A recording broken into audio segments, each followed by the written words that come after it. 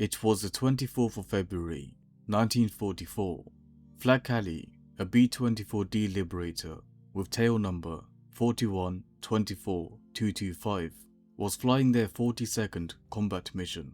As the formation approached the Gotha aircraft factory in East Germany, Flak Alley, the lead ship, was struck repeatedly by German flak. Eyewitnesses reported that the Liberator was at the forefront of more than 200 flak strikes.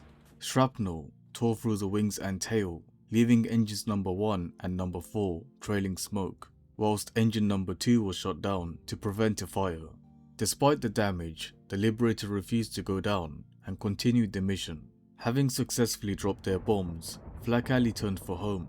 The smoking engines began to lose power, and Flak Alley was suddenly hit by the prop wash of a nearby B-24, causing them to fall out of formation, leaving them exposed. 6 enemy Bf-109s concentrated their attacks on the Liberator. Under the relentless assault, the Liberator's worn-out airframe began to fail.